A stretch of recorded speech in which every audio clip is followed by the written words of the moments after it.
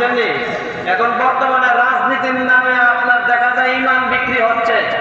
বিশ্বাস করেন, রাজনীতির নামে ইমান বিক্রি হচ্ছে।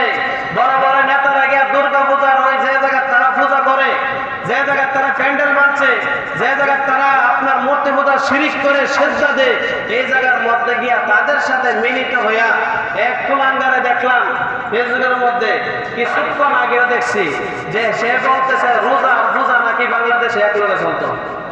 নাউজুবিল্লাহ। রোজা পূজা নাকি সমান। নাউজুবিল্লাহ। মুসলমানে কইছে, কেন কইছে? রোজা পূজা সমান বলে। রোজা পূজা সমান হতে পারে? পূজা কার? দেবদেবীর। পূজা কার?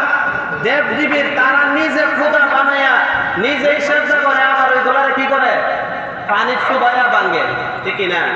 হ্যাঁ, নিজে হাত দিয়া বানা, নিজে কত সুন্দর করে যত্ন করে বানা, এগুলাকে বানায়া সেজদা দেয়। তাইলে বোঝা গেল তাদের পূজারে আমরা গালি দেই না, কিন্তু তারা যেন শিরিক করতেছে এটা আমরা। দুরূদ শরীফ। আল্লাহুম্মা সাল্লি আলা মুহাম্মাদিন ওয়া আলা আলি মুহাম্মাদ কামা সাল্লাইতা আলা ইব্রাহিম ওয়া আলা আলি ইব্রাহিম ইন্নাকা হামিদুম মাজিদ। আল্লাহুম্মা বারিক আলা মুহাম্মাদ ওয়া আলা আলি মুহাম্মাদ কামা বারাকতা আলা ইব্রাহিম ওয়া আলা আলি ইব্রাহিম ইন্নাকা হামিদুম মাজিদ। আল্লাহুম্মা সাল্লি ওয়া সাল্লিম ওয়া বারিক আলাইহি। আসসালামু আলাইকুম ওয়া রাহমাতুল্লাহি ওয়া বারাকাতুহু। আল্লাহ পাকের দরবারে অসংখ্য অগণিত শুকর ও সুজুদ যে আল্লাহ পাক অত্যন্ত দয়া করে, মায়া করে, মহব্বত করে আল্লাহর ঘর মসজিদে আসার এবং বসার তৌফিক দিয়েছে। তাই আমরা অন্তরস্থল থেকে মহব্বতে জোরে সরে বলে আলহামদুলিল্লাহ। আজকের আলোচনার বিষয় হলো মূর্তি পূজা কখন থেকে আসলো, কোথায় থেকে আসলো, কোন যুগ থেকে আসলো, এগুলো আমাদের জানা দরকার, ঠিক না? মানুষ কেন মূর্তি পূজা করে এগুলো জানার দরকার। আল্লাহ রাব্বুল আলামিন সূরাতুল হুদ, সূরাতুল হুদের 61 নম্বর আয়াতের মধ্যে জানিয়ে দিলেন, ওয়া ইলা সামুদ আখাহুম ইলাহান আখাহুম সালিহান।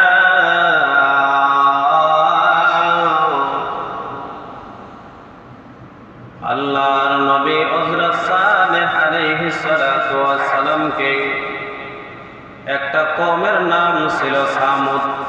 কওমের নাম কি? একটা গোষ্ঠীর নাম, একটি কওমের নাম সামুদ ছিল। ওই সামুদ জাতির মধ্যে আল্লাহ পাক রব্বুল আলামিন হযরত সালেহ আলাইহিস সালাতু ওয়াস সালামকে প্রেরণ করলেন। প্রেরণ করার পর আল্লাহ মহান ওয়া তাআলা হযরত সালেহ আলাইহিস সালাতু ওয়াস সালামকে বললেন, আপনি আপনার কওমকে, আপনার ভাইদেরকে আপনি দাওয়াত দেওয়া শুরু করে দেন।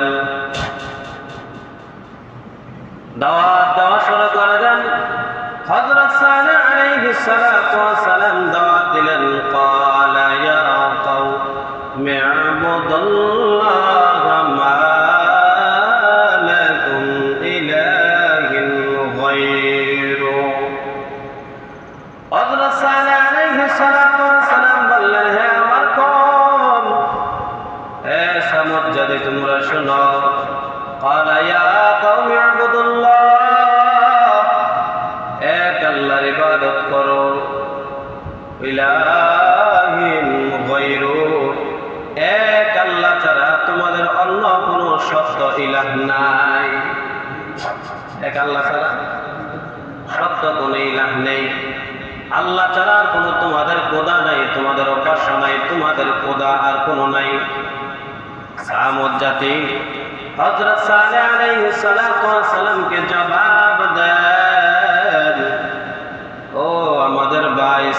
তুমি শোনো, আমাদের আরো 5 জন খোদা আছে। কয়জন? নাউজুবিল্লাহ।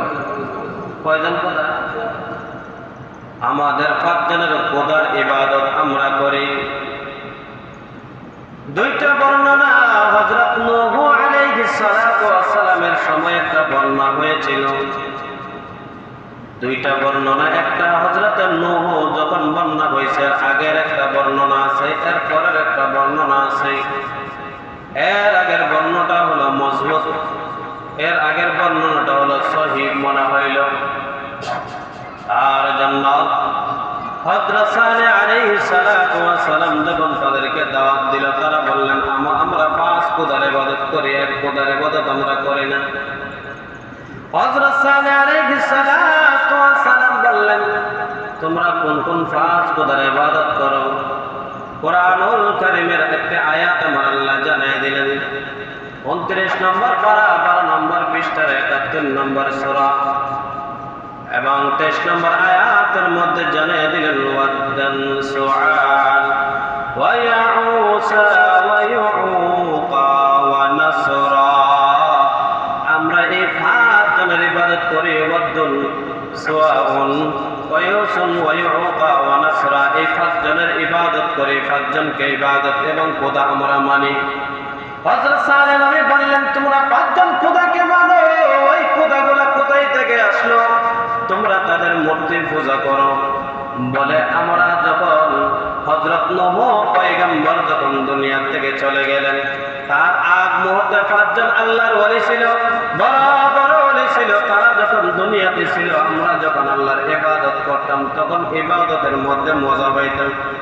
ইবাদতের মধ্যে কি মজা পাইতাম? ইবাদতের মধ্যে ইবাদত করলে ভালো লাগতো।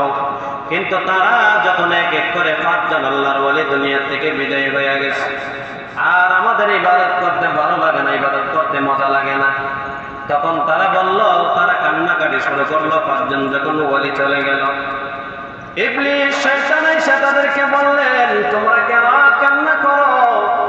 তারা বলতেছে, আমাদের 5 জন ওলি ছিল, তারা দুনিয়া থেকে চলে গেছে, আর আমাদের ইবাদত করতে ভালো লাগে না।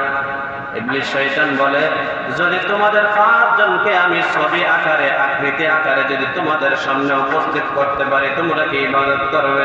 বলে, হ্যাঁ, আমরা 5 জনের ইবাদত করব যদি তুমি আকৃতি দিতে পারো। তখন কিন্তু মূর্তি পূজা শুরু হয় নাই। ইবাদত করবে শয়তান 5 জনের আকৃতি ধরে 5টি মূর্তি সামনে আনিয়ে বলতেছে, দেখো তো তোমাদের ওই 5 জন কি আল্লাহর ওলি ছিল? বলে, এই 5 জনই আল্লাহর ওলি ছিল। এই জেনারেশন এমনি করেই মূর্তি পূজা শুরু হয় নাই, মূর্তির সামনে রেখে ইবাদত করে করে চলে গেছে। তখন ইবাদত করতে করতে তাদের জেনারেশন চলে যাওয়ার পর, এর পরবর্তী যখন জেনারেশন আসছে, শয়তান ইবলিস ডাক দিয়া বলছে, হে সামুদ জাতি শোনো, তোমাদের পূর্ববর্তী পুরুষরা, তোমাদের পূর্ববর্তী যারা ছিল সবাই কিন্তু ওই মূর্তিকে সেজদা করত। নাউজুবিল্লাহ। কি করত? শয়তান বড় পাগড়ি লাগাইয়া, শয়তান বড় জুব্বা লাগাইয়া আইছে। বড় জুব্বার বড় পাঞ্জাবি দেখলে আল্লাহর ওলি মনে করার কোনো ব্যবস্থা সুযোগ নাই। শয়তানও বড় পাগড়ি লাগাইছে, বড় জুব্বা লাগাইছে। ওই কারণ থেকে বোঝা গেল, শয়তান যখন তাদেরকে এসে বলল, তোমাদের পূর্ববর্তী পুরুষরা, সামুদ জাতির যত মানুষ আছে সবাই মূর্তিকে সামনে রেখে তাদেরকে সেজদা দিয়ে ইবাদত করত। তখন তারা বলতেছে, তোমার পাগড়ি দিকে আর পাঞ্জাবি দিকে অবিশ্বাস করার মতো কিছু নাই। ঠিক না? অবিশ্বাস করার মতো কিচ্ছু নাই। তুমি যেই কথা বলতেছো এই কথা মনে হয় সত্য, কারণ এই যুগের আর কোনো মানুষ নাই। আর দেখেন, এই 5 জনকে সেজদা দেওয়া শুরু করে সর্বপ্রথম ওই মূর্তি পূজা শুরু হয়। সর্বপ্রথম কি কে শুরু করছে? সামুদ জাতির থেকে শয়তানে তাদেরকে দোকায় পালাইয়া মূর্তি পূজা শুরু করছে। হযরত আদম আলাইহিস সালাতু ওয়াস সালামকে আল্লাহ বলেন মূর্তি পূজা শুরু হয় নাই, ওই যুগ থেকে নাই। হযরত সালেহ আলাইহিস সালাতু ওয়াস সালামের জামানা থেকে মূর্তি পূজা শুরু হইল। ওই যে শুরু করলো, হযরত সালেহ আলাইহিস সালাতু ওয়াস সালাম বললেন, তোমরা যে খোদার ইবাদত করো, ওই খোদাটা তো খোদা ছিল না, তারা তো বরং সব ভালো মানুষ ছিল, আল্লাহর ওলি ছিল, তারা একমাত্র আল্লাহর ইবাদত করতো, তাহলে তোমরা তাদের ইবাদত করো কেন? বলে, তাদেরকে আমরা বড় ভালোবাসি, তাদেরকে বড় পছন্দ করি, তারা যে যে আমরা করতে চাই, তাদেরকে বড় মহব্বত করি। ওই কারণে বোঝা গেল ওই জায়গা থেকে বড় বড় আল্লাহর ওলিকে কেন্দ্র করে ওই সময় মূর্তি পূজা শুরু হয়েছে। এখন বড় বড় আল্লাহর ওলিদেরকে কেন্দ্র করে এখন মাজার পূজা হয়, ঠিক না? কি হয়? মাজার পূজা হয়। যত বড় বড় আল্লাহর ওলির মাজার আছে এখানে গিয়ে দেখবেন মাজার পূজা হয়, সেজদা দেয়, বিভিন্ন ধরনের উরস করে, নারী পুরুষ একখানে হইয়া একাকার হইয়া উরস করে, আছে না নাই? ওই সময় থেকে আপনার বড় বড় ওলিদেরকে পূজা শুরু হয়ে গেল। বড় বড় ওলিরা বলে নাই আমাকে সামনে রেখে তোমরা পূজা করবা, সেজদা দিবা, তোমরা বছর বছর উরস করবা, বছর বছর কাশি নিয়ে আসবা, গরু নিয়ে আসবা, ছাগল নিয়ে আসবা, এগুলা কি বলছে? তারা বলে নাই, তাদেরকে কেন্দ্র করে তারা শুরু করে দিয়েছে। শয়তানে তাদেরকে বুদ্ধি দেয়। কে বুদ্ধি দেয়? শয়তান বুদ্ধি দেয়। এই সময় সামুদ জাতি ডাক দিয়ে বললেন, ও সালেহ পয়গম্বর, যদি তোমার কথা যদি সঠিক হয়ে থাকে আর আমার কথা যদি সঠিক হয়ে থাকে, চলো পাহাড়ের আঙ্গিনায় একটি বড় মেলা হতে হইতেছে। ওই মেলার মধ্যে গিয়া আমরা আমাদের খোদাকে ডাক দিব, আর তুমি গিয়া তোমার খোদাকে ডাক দিবা। যে খোদা সারা দিবে আমরা মনে করব এই খোদাই হলো সত্য। এই খোদা কি? আচ্ছা বলুন তো, এই ওলিরা কি সারা দিব? সারা জীবন ডাকলেও তারা সারা দিবে না। সামুদ জাতি গিয়া বলতেছে, ও আমাদের পাঁচ খোদা, ওয়াদুম সুআউন ওয়া ইয়াউক ওয়া ইয়াউক ওয়া নাসরা, পাঁচজনের নাম ধরে ধরে এক একজনে ডাকতেছে, কোনো সারা শব্দ নাই। তো এলে বোঝা গেল তাদের খোদা সঠিক, তাদের খোদা সঠিক না, তাদের খোদা নয়। আর হযরত সালেহ আলাইহিস সালাতু ওয়াস সালামকে বললেন, যদি তুমি ডাক দেওয়ার পরে তোমার খোদা যদি সাড়া দেয়, তাহলে আমরা যত মানুষ আছে সবাই ঈমানদার হয়ে যাব। আপনারা হাতে হাত রেখে কালেমা পড়ে মুসলমান হয়ে যাব। হযরত সালেহ আলাইহিস সালাতু ওয়াস সালাম বললেন, আমার প্রভু, আমার আল্লাহ, আমার রব আমার সামনে আসবে না, কিন্তু দোয়া যে কবুল করেছে একটা নমুনা আল্লাহ দেখায় দিবেন। সুবহানাল্লাহ। হযরত সালেহ আলাইহিস সালাতু ওয়াস সালাম দোয়া করতেছে, আল্লাহ আপনি আমার দোয়ার মধ্যে সাড়া দেন, তারা যা চায় তারা যেন হয়ে তা যেন হয়ে যায়। তারা বলতেছে, ও সালেহ তুমি শোনো, ওই পাহাড় দেখা যায়, ওই পাহাড় থেকে যদি একটা উটনি যদি একটি বাঘের হয়ে আসতে পারে, তাহলে আমরা বুঝবো যে তোমার খোদা সঠিক। ওই সালেহ নবী যখন দোয়া করতে লাগলেন, দোয়া করা শুরু করলেন, আরেক দল বলতেছে, না না, হয়তো এই পাহাড়ের ভিতরে উটনি আছে, তাহলে এইটা থেকে হবে না। পাহাড়ের একটি আঙ্গিনা আছে, ওই আঙ্গিনার মধ্যে পাথরের একটি পাহাড় আছে, ওই পাহাড় থেকে একদল বলতেছে, ওই পাহাড় থেকে, পাথরের পাহাড় থেকে যদি বাহির হয় তাহলে বুঝবো তোমার খোদা সাড়া দিয়েছে। তখন বলতেছে, দোয়া শুরু করছে আল্লাহ, তারা বলতেছে ওই পাথরের পাহাড় থেকে নাকি একটা উটনি বাহির হবে। আরেক দল বলতেছে, ও সালেহ না না, ওই পাহাড়ের আঙ্গিনার ভিতরে একজন কইরা ফাল হয়তো তোমার ওই উটনিটা রেখে দিয়েছে, ওই দোয়া হবে না। আরেক দলে বলতেছে, ওই যে আলাদাভাবে একটি পাথর আছে, পৃথকভাবে আলাদাভাবে, ওই পাথর থেকে যদি একটি উটনি গর্ভ অবস্থায় বাহির হয় আর একজন মহিলা যদি নিয়ে বাহির হয়, আমরা বুঝবো তোমার খোদা আছে। সুবহানাল্লাহ। হযরত সালেহ আলাইহিস সালাতু ওয়াস সালাম আল্লাহকে বললেন, আল্লাহ তারা তো কঠিন পরীক্ষার মধ্যে আমাকে ফালাইয়া দিল, আল্লাহ এখন কি করব? আল্লাহর কাছে দোয়া করতেছে, আল্লাহ এই উম্মতকে কিভাবে বোঝাইব তারা নাকি ঈমান আনবে, কালেমা পড়ে মুসলমান হয়ে যাবে। আপনার কুদরতি ভাবে ওই পাথর থেকে একটি গর্ভ অবস্থায় উটনি একজন মহিলা নিয়ে এই পাথর থেকে বাহির হবে, একটা উটনি বাহির করে দেন। আল্লাহ পাক রব্বুল আলামিন কিছুক্ষণ পরে পাথর দেখা যায় পাঁচটা গর্ভ অবস্থায় যেমন ভাবে একজন সন্তান বাহির হয়, একটি উটনি ওই পাথর থেকে গর্ভ অবস্থায় পাথর হয়ে গেছে। ওই পাথর থেকে আস্তে আস্তে করে একজন মহিলা লাগামে ধরিয়া আর উটনিটা গর্ভ অবস্থায় নিয়ে আস্তে আস্তে বাহির হইতেছে। হযরত সালেহ আলাইহিস সালাতু ওয়াস সালাম বললেন, তোমরা কি যা বলছো তা কি তোমরা রাজি? বলে রাজি, আমরা ওইটার মধ্যে রাজি না। যদি ওই উটনি গর্ভ অবস্থায় আছে, ওইটার দুধ যদি পান করাইতে পারেন তাহলে ঈমান আনবেন। সুবহানাল্লাহ। তাদেরকে কত লাঞ্ছনা, কত বঞ্চনা, কত পরীক্ষার মধ্যে ফলাইছে, তারপরে তারা ধৈর্য হারা হয় না। তারা কি হন নাই? ধৈর্য হারা হন নাই। হযরত সালেহ আল্লাহর কাছে দোয়া করলেন, আল্লাহ কিভাবে সন্তান ছাড়া যেমন মা দুধ দেয় না, ঠিক তেমনি ভাবে ওই উটনিটা সন্তান ছাড়া কিভাবে দুধ দিবে? আল্লাহ আপনি তো সব কিছু পারেন, আপনি সব কিছুর মালিক। তারা বলতেছে আপনি দিয়া দেন। আল্লাহ পাক রব্বুল আলামিন সালেহ নবীকে জানিয়ে দিলেন, নবী আপনি তাদেরকে বলেন উটনির কোলানের মধ্যে ধরার জন্য দুধ এমনি টপ টপ টপ টপায়া করতে থাকবে। তারা গিয়া ধরলেন, আর ধরার সাথে সাথে সালেহ নবী বললেন, তোমার ঘরের যত কলস আছে, তোমার ঘরের যত বালতি আছে, তোমার ঘরে যত দুধ রাখার জন্য যা কিছু জিনিসপত্র আছে সব কিছু নিয়ে আসো। এক একজনে 10-12টা করে বালতি নিয়ে আসছে, 10-12টা করে কলস নিয়ে আসছে। সবগুলা পুরাইয়া দেখা যায় এখনো দুধ পড়তেছে। সুবহানাল্লাহ। আল্লাহ বলেন আমি সব কিছু পারি। আল্লাহ পারেন কিনা? আল্লাহ সব কিছু পারেন। হযরত সালেহ আলাইহিস সালাতু ওয়াস সালাম যখন এই কথাটা বললেন, তোমরা ঈমান আনো, তারা বললেন ঈমান আনবো না। বলে তাহলে উটনিটা, যে উটনিটা আমার আল্লাহর ইশারায় ওই পাথর থেকে বাহির হইছে, আল্লাহ নির্দেশ দিয়ে দিলেন, ও সালেহ এই উটনিটা দিছি আপনার নিদর্শন, আমার নিদর্শন, আপনি ওই উটনিটাকে জমিনের মধ্যে ছেড়ে দেন। আর যদি কোনো মানুষ ওই উটনিটাকে আঘাত করে, সাথে সাথে আল্লাহর গজব নাজিল হবে। সাথে সাথে কি আল্লাহর গজব নাজিল হবে। উটনিটা ছেড়ে দিলেন জমিনের মধ্যে, মাঠের মধ্যে ওই উটনিটা ঘাস খেতেছে। এমন সময় দুইজন মহিলা এই মহল্লার ভিতরে সবচেয়ে খারাপ ছিল।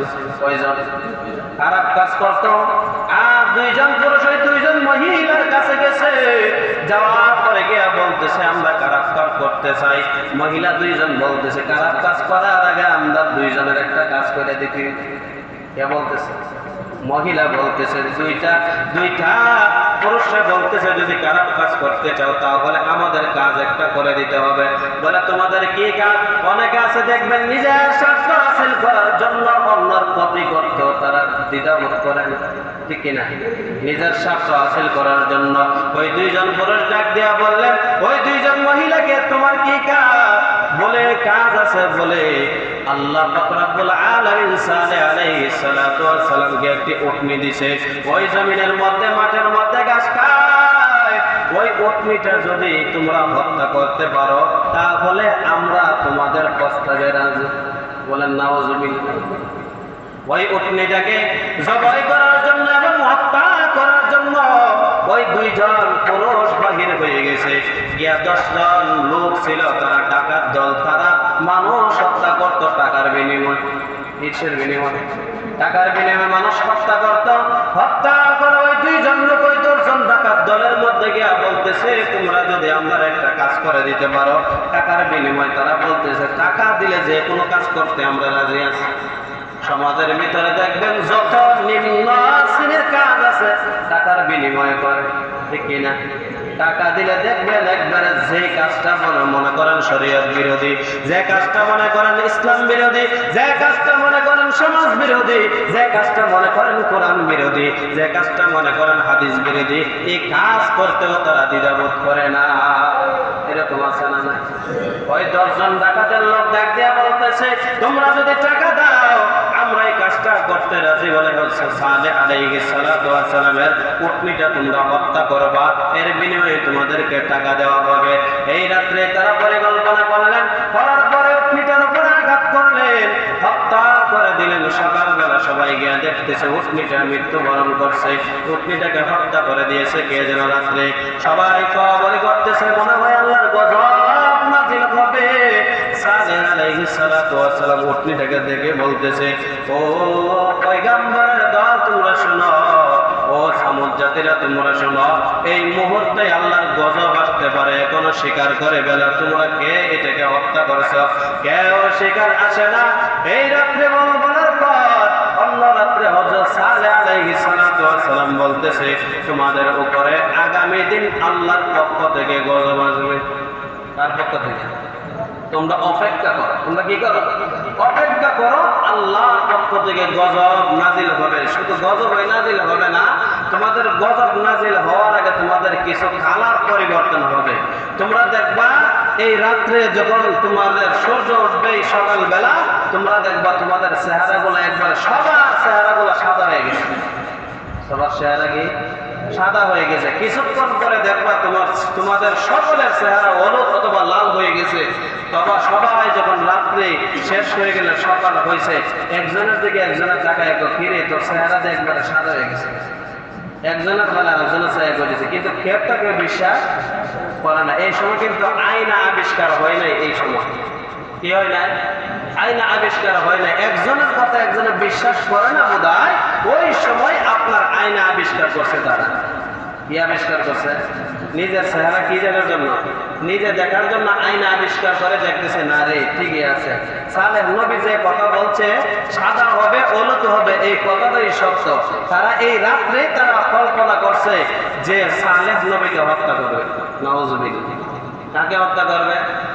নবীকে হত্যা করবে। এই 10 দলের ডাকাত, কয় দলের? 10 দলের ডাকাতে চিন্তা ভাবনা করলো যে এই রাত্রে সালেহ নবীকে দুনিয়ার থেকে বিদায় করে দিল। বলে কোন সময় বিদায় করা যাবে? বলে রাত্রে আল্লাহ রাব্বুল আলামিনের ইবাদত করার জন্য গভীর রাত্রে সালেহ নবী এক জায়গায় গিয়ে ইবাদত করে। যখন ইবাদতের জন্য বাহির হবে, সালেহ নবীকে দুনিয়া থেকে বিদায় করে দিব। তখন সালেহ আলাইহিস সালাতু ওয়াস সালাম রাত যখন গভীর হইলেন, তখন সালেহ নবী ঘর থেকে বাহির হইলেন। ঘর থেকে বাহির হইয়া ওই ঘর থেকে বাহির হইয়া যখন ইবাদতখানায় যখন যাইবে, এমন সময় পথের মধ্যে পিছন দিক দিয়ে কিছু মানুষ আক্রমণ করলেন। আক্রমণ করার পর আল্লাহ পাক রব্বুল আলামিন তাদের উপরে উল্টা আক্রমণ করে দিছে। দ্বিতীয়বার যখন সালেহ নবীকে আক্রমণ করলেন, আল্লাহর পক্ষ থেকে তাদেরকে আবার আক্রমণ করে দিলেন। এটা হলো সতর্কবাণী। কি বাণী? যে তোমরা এখনো সতর্ক হয়ে যাও। 1 নম্বর সিগন্যাল দিছে, তারা শুনে নাই। যখন আক্রমণ করতে আসে তারা উল্টা আক্রমণ করে ফেরেশতার দলেরা। 2 নম্বর আক্রমণ করছে, 3 নম্বর করছে। আল্লাহ পাক ফেরেশতার দ্বারা তাদেরকে আক্রমণ করে জানিয়ে দিলেন এখনো তোমরা সতর্ক হয়ে যাও। 4 নম্বর বারের বেলা সালেহ আলাইহিস সালাতু ওয়াস সালামকে 4 নম্বর বারের বেলা যখন আক্রমণ করবে, আল্লাহ পাক ফেরেশতা দিয়ে ফাইনাল আক্রমণ করে তাদেরকে দুনিয়া থেকে বিদায় করে দিছে। আল্লাহ সালেহ নবী জানেন না। সুবহানাল্লাহ। সালেহ নবী জানেন না যে এই ঘটনা হইছে। সকাল বেলা সুরের মায়েরা, ডাকাতের মায়েরা এসে পয়সা সালেহ নবীকে বলতেছে, ও সালেহ নবী, তুমি মনে হয় আমাদের 10টা সন্তানদেরকে মনে হয় হত্যা করছো। সালেহ নবী বলেন, আমি তো এই সংবাদ জানি। আল্লাহ কি খবর? কি জানে না? আল্লাহ পাক রব্বুল আলামিন সালেহ নবীকে জানিয়ে দিলেন, নবী গো, তারা আপনার বিরুদ্ধে গভীর ষড়যন্ত্র করতেছে, আপনি ঘাবড়ায়েন না। সুবহানাল্লাহ। কি করতেছে? গভীর ষড়যন্ত্র করতেছে, আপনি ঘাবড়ায়েন না। সালেহ নবী বলতেছেন, আমি তো এই খবর সংবাদই জানি না। ওই খবর যখন সংবাদ যখন না জানার কারণে সালেহ নবীকে বলতেছে, আপনি মনে হয় আমার সন্তানদেরকে হত্যা করে দিয়েছেন। বলে না, সন্তানকে হত্যা করে নাই। কিছুক্ষণ পরে আল্লাহ পাক রব্বুল আলামিনের কাছ থেকে গজব নাজিল হইতেছে। আস্তে আস্তে বাতাস চালু হয়ে গেছে। কি চালু হয়েছে? বাতাস এমন ভাবে চালু হয়েছে, ঘর বাড়ি যদি সামনে পরে ঘর বাড়ি উড়ে যায়। এমন ভাবে গজব নাজিল হয়েছে। 2টা বর্ণনা। একটা হলো জিবরাইলের মাধ্যমে জিবরাইল এমন ভাবে বিকট আওয়াজ করছে, এই আওয়াজের কারণে নাফরমানগুলো মারা গেছে। 2 নম্বর বর্ণনা, যখন তুফানের ভূমিকম্প শুরু হয়ে গেল, আপনার তুফান শুরু হয়ে বাতাস শুরু হয়ে গেল, ওই মানুষগুলা সারা শরীরে আপনার বসন্তের মতো গোটা হইতে শুরু করলো। ওই জায়গার বাতাসের কারণে তারা দুনিয়া থেকে চলে গেছে। দুনিয়া থেকে। আচ্ছা বলুন তো, যারা এখন বর্তমানে মূর্তি পূজা করে তারা হলো সামুদ জাতির বংশধর। কি জাতি? সামুদ জাতির বংশধর। আল্লাহ পাক রব্বুল আলামিন বললেন তারা শিরিক করছে। এখন যারা মূর্তি পূজা করে তারা শিরিক করে, তাদেরকে যারা শুভেচ্ছা জানায় এলাকা আছে কি? অনেকে নাই। কি জানা? শুভেচ্ছা জানা। অনেকে আছে বলে দুর্গা পূজার শুভেচ্ছা স্ট্যাটাস আছে না নাই? ফেসবুকে বিভিন্ন জায়গায় সোশ্যাল মিডিয়াতে দেখা যায় মুসলমানের সন্তান আপনার হিন্দুদের শুভেচ্ছা জানায়, স্ট্যাটাস দেয় যে তোমাদের দুর্গা পূজা সফল। এরকম আছে না নাই? হ্যাঁ, তাদের দুর্গা পূজা সফল মুসলমানে দেয়, তাইলে বোঝা গেল মুসলমানে তাদেরকে সহযোগিতা করতেছে মূর্তি পূজা করার লেগে, ঠিক না? কোন মুসলমানের সন্তান মূর্তি পূজা, যত রাজনীতিবিদ হোক, রাজনীতিবিদ বুঝছেন নি, এখন বর্তমানে রাজনীতির নামে আপনার দেখা যায় ইমান বিক্রি হচ্ছে। বিশেষ করে রাজনীতির নামে ইমান বিক্রি হচ্ছে। বড় বড় নেতারা গিয়ে দুর্গা পূজার ওই যে জায়গায় তারা পূজা করে, যে জায়গায় তারা প্যান্ডেল বাঁধছে, যে জায়গায় তারা আপনার মূর্তি পূজার শিরিক করে সেজদা দেয়, এই জায়গার মধ্যে গিয়া তাদের সাথে মিলিত হইয়া এক কুলাঙ্গারে দেখলাম ফেসবুকের মধ্যে, কিছুক্ষণ আগেও দেখছি যে সে বলতেছে রোজা পূজা নাকি বাংলাদেশে এক লগে চলতো। নাউজুবিল্লাহ, রোজা পূজা নাকি সমান। নাউজুবিল্লাহ, মুসলমানে কইছে, কেন কইছে? রোজা পূজা সমান বলে। রোজা পূজা সমান হতে পারে? পূজা কার? দেবদেবীর। পূজা কার? দেবদেবীর। তারা নিজে পূজা বানায়া নিজেই সেজদা করে, আবার ওই গোলারে কি করে? পানি চুবাইয়া ভাঙে, ঠিক না? হ্যাঁ, নিজে হাত দিয়া বানা, নিজে কত সুন্দর করে যত্ন করে বানা, এগুলাকে বানায়া সেজদা দেয়। তাইলে বোঝা গেল তাদের পূজার আমরা গালি দেই না, কিন্তু তারা যেন শিরিক করতেছে এটা আমরা বুঝতে হবে, মুসলমানদেরকে সতর্ক করতে হবে, ঠিক না? আরেকজনে কইতেছে তোমাদের দুর্গা পূজা আইয়া এত বছর পরে আসলাম, আল্লাহর কাছে শুকরিয়া জানাই, আলহামদুলিল্লাহ। নাউজুবিল্লাহ, এটা কি মুসলমান? হ্যাঁ, এই রাজনীতির কারণে, এই রাজনীতির কারণে অনেক মানুষ বেঈমান হইতেছে।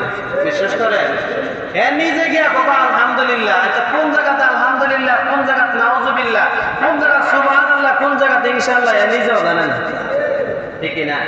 মুসলমান এমন আছে বাদ খাইছেন নি, কয় ইনশাআল্লাহ, বুঝছেন কথা? আচ্ছা বাদ খাইছেন নি, এই জায়গাতে ইনশাআল্লাহ কি দেব?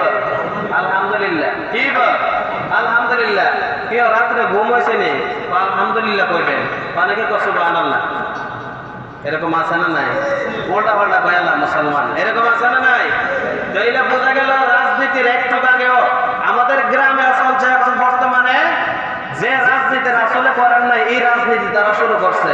রাজনীতির কাতিরে গিয়া দেখি সবার সামনে গিয়া হিন্দু মুসলমান একাকার হইয়া পূজা মণ্ডপে বইয়া তারা শুভেচ্ছা জানাইতেছে, আমাদের এই দলে ভোট দিবেন, আপনাদের সঙ্গে আমরা আছি। তোমরা কি কইছে পূজা মণ্ডপে যেটা বলছে তাদেরকে শিরিক যায় না, এখানে বলছে যাওয়ার জন্য, এখানে যাওয়ার দরকার নাই। আল্লাহ বলেন শিরিক হলো সবথেকে বড় গুনাহ, আর যারা শিরিককে সমর্থন করে তারাও শিরিক করনেওয়ালা। তারাও কি করনেওয়ালা? শিরিকের গুনাহ ক্ষমা করা হয় না। শিরিকের গুনাহ কি ক্ষমা করা হয় না তওবা ছাড়া। যদি তওবা না করে, আল্লাহ রাসূল সাল্লাল্লাহু আলাইহি ওয়াসাল্লাম বলেন শিরিক হলো সবথেকে বড় গুনাহ, যেটাকে ক্ষমা করা হয় না। আর যদি শিরিকের যদি ছোট পর্যায়ের গুনাহ হয়, তাহলে আল্লাহ ক্ষমা করতেও পারেন। সুবহানাল্লাহ, আল্লাহ কি করতে পারেন? ক্ষমা করতেও পারেন। এটা কার ইচ্ছা? আল্লাহর ইচ্ছা। এখন যারা রাজনীতির নামে অপব্যবহার করিয়া অমুসলিমদের অনুষ্ঠানে যায় পাঞ্জাবি টুপি লাগাইয়া, হিন্দুরা দেখছে আবার কয়েকটা গালিও দিছে, তো বোরকা লাগাইয়া পাঞ্জাবি টুপি লাগাইয়া তোমাদেরকে কে বলছে? আর কয়েকজনের গালি দিছে, যে গালি শুনলে আপনারা ওযু ভেঙে যাবে। বিশ্বাস করেন? তোমাদেরকে কে বলছে আমাদের অনুষ্ঠানে আসার জন্য? তাইলে বলুন তো, গত সপ্তাহ বলেছিলাম, কিন্তু তারা সরাসরি বলতেছে যে তোমাদের মসজিদে আমরা যাই না, তোমাদের ঈদগাহের ময়দানে আমরা যাই না, তোমাদের সাতাশার সময় আমরা আসি না, তোমাদের সর্বভারতের সময় আমরা আসি না, তোমাদের আকিকার সময় আমরা আসি না, তোমাদের কুরবানির সময় আমরা আসি না। যত অনুষ্ঠান আছে আমাদের হিন্দুদেরকে দেখবা না, কিন্তু আমাদের হিন্দুদের যত পূজা আছে, আমাদের হিন্দুদের যত অনুষ্ঠান আছে, মুসলমান বেলাঘাটে গিয়া বইয়া থাকে, ঠিক কিনা? তাইলে মুসলমান কি এক নম্বর না দুই নম্বর? যেটি যায় এক নম্বর না, এটির সাথেও শিরিক করনেওয়ালা, ঠিক কিনা? তাইলে এখন থেকে সতর্ক হতে হবে। হিন্দুদের সাথে যদিও সম্পর্ক থাকে, বন্ধুত্ব সম্পর্ক হবে না। হিন্দুদের সাথে যদিও চলাফেরা থাকে, লেনদেনের চলাফেরা হবে না।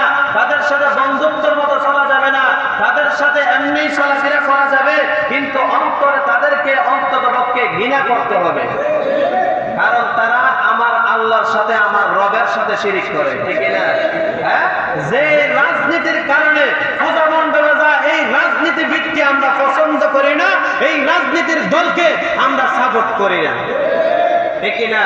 এই রাজনীতি আমরা চাই না, যে রাজনীতি হিন্দুদের মণ্ডপে নিয়ে যায়, এই রাজনীতি আপনার পূজা মণ্ডপে নিয়ে যায়, যে রাজনীতি দেবদেবীর সামনে নিয়ে যায়, ওই রাজনীতি আমরা সাপোর্ট করি না এবং এই রাজনীতির সাথে আমরা কোনোদিন জড়িত থাকবো না। যারা ইসলামের পক্ষে, যারা কোরআনের পক্ষে, যারা রাসূলুল্লাহ সাল্লাল্লাহু আলাইহি ওয়াসাল্লামের পক্ষে থাকবে, তাদেরকে আমরা রাজনীতির ময়দানে আনবো এবং রাজনীতি তাদেরকে চেয়ারে বসাবো, অন্য কাউকে চেয়ারে বসানো যাবে। রাসূল বলেছেন, যদি তুমি অপরাধী মানুষকে সাপোর্ট করো, তুমি একজন অপরাধী। বুঝছেন না কথা? অপরাধীকে সাপোর্ট করা কি? আপনি নিজে একজন অপরাধীকে সাপোর্ট করলেন। একজন মানুষ যদি চেয়ারে বসে অপকর্ম করে, যত ধরনের অপকর্ম আছে সব অপকর্মের মধ্যে যদি জড়িত থাকে, এই মানুষকে সাপোর্ট করলে এই মানুষ যত গুনাহ করবে এক অংশ আপনার দ্বারা এসে পড়বে। আপনার ভোট দেওয়ার কারণে, কি দেওয়ার কারণে? ভোট দেওয়ার কারণে। ওই ভোট আপনি একটা হলো আমানত। ভোট কি? আমানত। বুঝছেন? ভোট আমানত। একমাত্র আল্লাহকে রাজি খুশি করার জন্য দিব।